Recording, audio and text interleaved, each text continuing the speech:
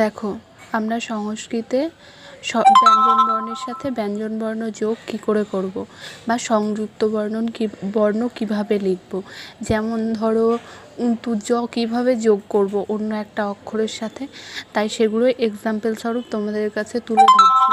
যেমন ধরো এখানে লিখেছি বর্গীর জ, জয়ের পিঠে জ, তাহলে হলো বর্গীর জয়ে জফলা। তারপর যেমন ধরো দন্তান্ন সাথে জ যোগ করেছি, হয়ে গেল দন্তান্নয়ে জ ফেলা।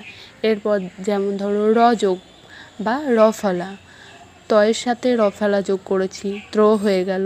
পয়ের সাথে র ফেলা যোগ করেছি, প্র হয়ে গেল। যেমন ল যোগ, ল ফলা কী করে যোগ করব। যেমন এখানে আমি যোগ করেছি গয়ে লয়ে, হয়ে গেল। পয়ে লয়ে হলো। তারপর ম যোগ, মটাকে অন্য অক্ষরের সাথে কিভাবে যোগ করব দেখো। যেমন ধরো গয়ে ময়ে। তারপর দয়ে ময়ে, বকে কিভাবে যোগ করব দেখো লেখা আছে গয়ে বয়ে। তারপর বর্গীর জয়ে বয়ে। দন্তান্নকে কিভাবে যোগ করব দেখো লেখা আছে কয় দন্তে নয়ে, ময় দন্তে নয়ে। তারপর রেপ কিভাবে যোগ করব সেটাও লেখা আছে গয়ে রেপ, জয়ে রেপ। তারপর তোমার মধ্যাহ্ন ফলা কী করে যোগ করব। যেমন ধরো মধ্যাহ্ন দন্তান্ন যোগ করেছি, তারপর মধ্যাহ্ন ঠ যোগ করেছি। তারপর যেমন ধরো অনুস্বর্গ যোগ কী করে করব, গয়ে অনুস্বার কীভাবে যোগ করেছি দেখো এখানে দেখে নাও। তারপর যেমন ধরো বিসর্গ যোগ কীভাবে করব, কয়ের পাশে যেভাবে বিসর্গ লিখেছি এভাবে বিসর্গ যোগ করতে হয়। চন্দ্রবিন্দু কীভাবে যোগ করব, এই সব কিছু এই ভিডিওটার মধ্যে লেখা আছে। তোমরা একটু টাইমলি দেখবে সবটা বুঝতে পারবে, ঠিক আছে।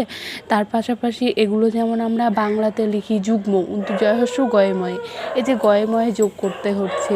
যেমন লিখি পশ্চিম, প তালবি শয় জয় হস্যি ম, তাহলে তালবি শয় জয় যোগ করতে হচ্ছে। তারপর যেমন ধরো আমরা আরও লিখি, তারাও বলি আশ্চর্য, তালবি শয়ে জয় জয় রেপ, এখানেও তালবি শয়ে জয় আছে। এগুলো যোগ করাটা আগে আমাদের শিখতে হবে, তাহলে আমরা যুক্ত অক্ষর বা যুক্ত বর্ণগুলো যদি শিখে নিই তাহলে সংস্কৃতে ঠিকঠাক করে সবটা লিখতেও পারবো এবং সবটা বুঝতেও পারবো। যেমন ধরো এর আগের ক্লাসে আমি দিয়েছি অ আ দিয়েছি, স্বরবর্ণ দিয়েছি, ব্যঞ্জন বর্ণ দিয়েছি, স্বরচিহ্ন দিয়েছি। তার সাথে সাথে আবার তোমার যেই বর্ণগুলো আমাদের চিনতে খুব অসুবিধা হয় বা চট করে হয়তো ভুলে যাই, সেগুলোও লিখে দিয়েছি একটা ভিডিওতে।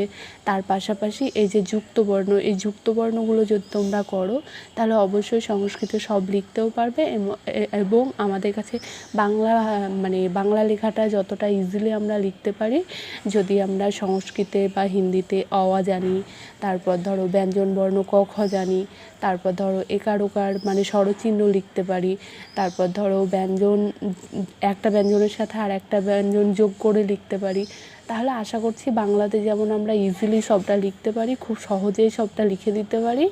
এগুলো যদি আমাদের জানা থাকে তাহলে আমরা সংস্কৃতেও সবটা লিখে রাখবো।